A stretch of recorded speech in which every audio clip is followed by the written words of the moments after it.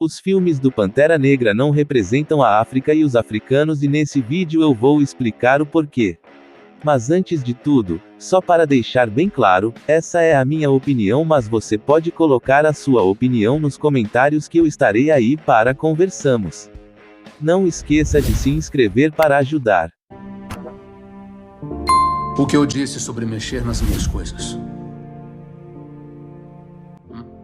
No início, os personagens das HQS eram criadas num contexto que se vivia naquele momento. Por exemplo, o Capitão América foi criado para lutar contra os nazistas que eram inimigos dos Estados Unidos. O Capitão surgiu como um símbolo americano que lutava contra os inimigos do país naquele período. O Capitão era a representação dos Estados Unidos. O que eu quero explicar é que os heróis eram criados tendo em conta os problemas reais que se vivia naquele momento. Impressionante. Você não faz ideia. Como também é o caso do Homem de Ferro, que no primeiro filme ele luta contra terroristas do Afeganistão que nos últimos anos estavam em guerra contra os Estados Unidos. Os personagens sempre foram criados baseados em situações reais, o que não é o caso dos filmes do Pantera Negra.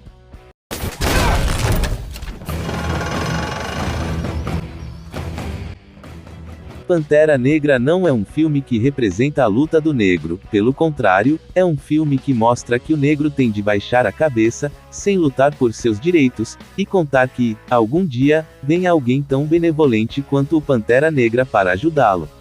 Mas, comecemos pelo próprio filme. Apesar dos efeitos especiais e das cenas de ação bem trabalhadas, a história é uma charopada, parece luta livre. O mocinho apanha no começo para bater no final. Os espectadores sabem que é isso que vai acontecer no próprio momento em que a luta começa. A luta dos negros africanos é contra os líderes corruptos junto com as multinacionais que pilham os recursos do continente sem ao menos ajudar a desenvolvê-lo. Pelo contrário, o filme mostra os africanos lutando contra eles mesmos. Ele é um monstro que nós criamos. Esse é o seu rei?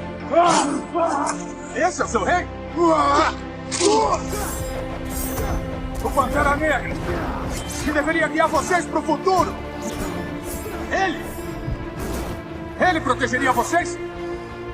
No filme temos o Killmonger, um negro que quer usar a tecnologia de Wakanda em favor da luta dos negros do mundo inteiro contra a opressão, mas o mocinho, o Pantera Negra, é contra. Wakanda tem de ficar oculta do mundo, defender as suas fronteiras e não partir para uma luta, que, segundo ele, faria de Wakanda um império. Mas quando o vilão toma o poder e começa a pôr em marcha seu plano de emancipação, o Pantera Negra volta e, com a ajuda da CIA norte-americana, só para enfatizar, põe abaixo os planos do vilão. E, ao final, para se redimir, o Pantera Negra construirá uma entidade filantrópica para ajudar os negros. Afinal, a única solução para os negros oprimidos é esta: contar com a benevolência dos ricos e verdadeiros donos do poder para ajudá-los caridosamente. A mensagem do filme é clara. Chega dessa história de querer tomar o poder, lutar por direitos. Isso é coisa de gente do mal. O negócio é viver da esmola dos ricos e das migalhas de seus banquetes.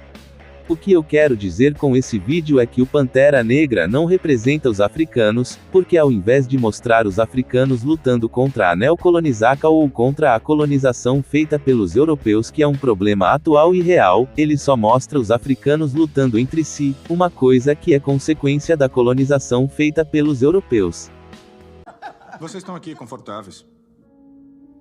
Deve ser legal. Tem mais de 2 bilhões de pessoas no mundo que se parecem conosco. Mas a vida delas é mais difícil. Wakanda tem um jeito para libertar todas. E que jeito seria esse? Vibranium. Suas armas. Nossas armas não serão usadas para travar guerras no mundo.